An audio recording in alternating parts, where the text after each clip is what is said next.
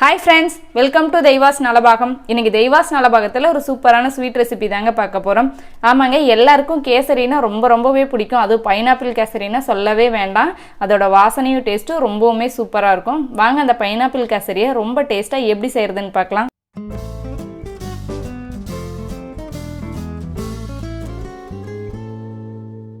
First இந்த recipe பண்ணுறதுக்கு stove on பண்ணி ஒரு பேனை சூட் பண்ணிக்கோங்க. இதில் 1 டேபிள் ஸ்பூன் அளவுக்கு நெய் சேர்த்துருக்கேன். நெய் நல்லா சூடானதுக்கப்புறம் இதில் ஒரு 10-15 முந்திரி எடுத்திருக்கேன். இதில் சேர்த்துட்டு நல்லா செவந்து வர அளவுக்கு இதை நம்ம வறுத்துக்கலாம். முந்திரியோட அளவுகள்லாம் நம்மளோட விருப்பம், எவ்வளோ வேணாலும் கூட குறைவாக சேர்த்துக்கலாம். ஓரளவுக்கு நல்லா செவந்து வந்ததுக்கப்புறம் இதில் நம்ம திராட்சையை சேர்த்து வறுத்துக்கலாம். இந்த அளவுக்கு நல்லா முந்திரி வறுபட்டுருச்சு. இதில் கொஞ்சம் திராட்சை எடுத்து வச்சுருக்கேன். இதையும் சேர்த்துட்டு நல்லா பலூன் ஆகி வர அளவுக்கு இதை நம்ம வறுத்துக்கலாம்.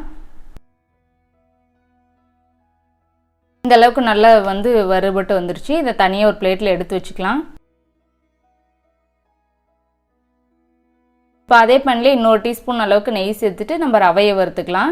1 கப் அளவுக்கு ரவை எடுத்து வச்சுருக்கேன். இது உள்ளே சேர்த்துட்டு நல்லா லோ ஃப்ளேம்லேயே வச்சுட்டு நல்லா ரவையெல்லாம் நல்லா வறுபட்டு வாசம் வரணும், அந்தளவுக்கு வறுத்துக்கலாம். நம்ம எந்த அளவுக்கு ரவையை நல்லா வறுத்துக்கிறோமோ அப்போ தான் அந்தளவுக்கு கேசரி நல்லா உதிரியாகவும் நல்லா டேஸ்ட்டாக சாஃப்டாக இருக்கும். நம்ம இந்த இடத்துல கரெக்டாக வறுத்துட்டோம்னா அதே மாதிரி கிளறும்போது கட்டி பிடிக்காது, ரொம்பவுமே டேஸ்ட்டாக இருக்கும் கேசரி. நல்லா வாசம் நல்லா வறுபட்டுருச்சு ரவை. இப்போ இது வேற ஒரு பிளேட்டில் நம்ம மாற்றி எடுத்து வச்சுக்கலாம். இப்போ இதே பேன்லேயே நல்லா 1 டீஸ்பூன் அளவுக்கு நெய் சேர்த்துக்கோங்க. நெய் நல்லா சூடானதுக்கப்புறம் இதில் நான் 1 கப் அளவுக்கு பைனாப்பிளை நல்லா பொடியாக கட் பண்ணது எடுத்து வச்சுருக்கேன். இதை உள்ளே சேர்த்துக்கலாம். சேர்த்துட்டு நல்லா 1 நிமிஷத்துக்கு இந்த நெய்லேயே நம்ம கலந்து விட்டுறலாம். கலந்து விட்டதுக்கப்புறம் இதில் நம்ம சர்க்கரை சேர்த்துக்கலாம். இப்போ இந்த அளவுக்கு நல்லா வதக்கியாச்சு. இப்போ இதில் ஒரு 1/4 கப் அளவுக்கு சர்க்கரை சேர்த்து இது கூட சேர்த்து நம்ம வதக்கிக்கலாம். இந்த மாதிரி நம்ம செய்யும்போது அந்த ஸ்வீட்னஸ் இந்த பைனாப்பிள் கூட சேர்ந்துட்டு இன்னும் நல்ல டேஸ்ட்டு கொடுக்கும். கேசரியில் நம்ம சேர்த்து சாப்பிடும்போது இது நல்லா கடிபட்டு நல்லா சூப்பராக இருக்கும், நல்ல இனிப்பு சுவையோட. இப்போ இந்த அளவுக்கு நல்லா வந்ததுக்கப்புறம் இதில் ஒரு 1/4 கப் அளவுக்கு தண்ணி சேர்த்துட்டு இதை நல்லா கலந்து விட்டுருங்க. நல்லா குறைவான தீயில வச்சுட்டு மூடி போட்டுட்டு இந்த தண்ணியெல்லாம் நல்லா இது சுண்டி வர அளவுக்கு இதை நம்ம ஒரு டைம் இதில் கூட வேக வச்சுக்கலாம். இந்த மாதிரி செய்யும்போது அது கேசரியில் இன்னும் டேஸ்ட்டை நல்லா என்ஹான்ஸ் பண்ணி கொடுக்கும்.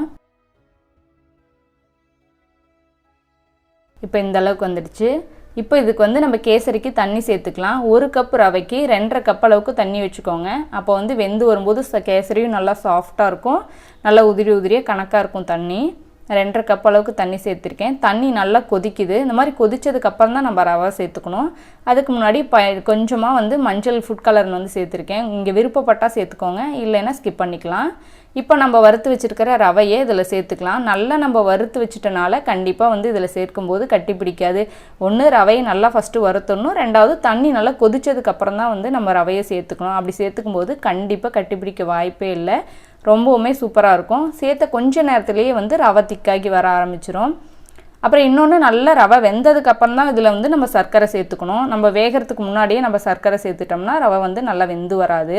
இப்போ பாருங்கள், இந்த அளவுக்கு நல்லா தண்ணியெல்லாம் அப்சர்வ் பண்ணிவிட்டு ரவையெல்லாம் நல்லா வெந்து வந்துடுச்சு, பார்த்தாவே உங்களுக்கு தெரியும். இப்போ இந்த சமயத்தில் நான் ஒரு 1.25 கப் அளவுக்கு சர்க்கரை சேர்த்துக்கிறேன். உங்களுக்கு நீங்கள் விருப்பத்துக்கு தகுந்த மாதிரி கொஞ்சம் கூடவோ குறைவாக நீங்கள் சேர்த்து அட்ஜஸ்ட் பண்ணி சேர்த்துக்கலாம். இந்த இனிப்பு கொஞ்சம் நல்ல இனிப்பாகவே இருக்கும். சேர்த்துட்டு இதெல்லாம் நல்லா ஒன்றா சேர்ந்து கலந்து வந்துடணும். கலந்ததுக்கப்புறம் கொஞ்சம் நல்லா இலகி வரும். இந்த சமயத்தில் கொஞ்சம் நெய் சேர்த்துட்டு மறுபடியும் நல்லா கலந்து விடுங்க. சீக்கிரமாகவே திக்காகி கரெக்டான பதத்துக்கு வந்துடும். பாருங்கள், இப்போ கொஞ்ச நேரத்துலேயே சீக்கிரமாகவே எல்லாம் திக்காகி வந்துடுச்சு. இந்த சமயத்தில் கடைசியாக நம்ம வறுத்து வச்சுருக்கிற நட்ஸ் எல்லாம் சேர்த்துக்கலாம். நீங்கள் இந்த சமயத்தில் ஏலக்காய் தூள் சேர்க்கறனாலும் சேர்த்துக்கலாம். நான் இப்போ இந்த டைம் ஏலக்காய் தூள் இதுக்கு சேர்க்கறதுக்கு பதிலாக கொஞ்சம் நான் பைனாப்பிள் எசன்ஸ் சேர்த்துக்கிறேன். நீங்கள் விருப்பப்பட்டால் சேர்த்துக்கலாம், இல்லைன்னா நீங்கள் இதுக்கு பதிலாக ஏலக்காய் தூள் கூட சேர்த்துக்கலாம். சேர்த்திங்கன்னா இன்னும் கொஞ்சம் நல்லா வாசனையாக இருக்கும். ஒரு 1/4 டீஸ்பூன் அளவுக்கு நான் சேர்த்துருக்கேன். அப்போ இன்னும் நல்ல வாசனையாக இருக்கும். சேர்த்துட்டு நல்லா ஒரு வாட்டி கலந்து விட்டுருங்க.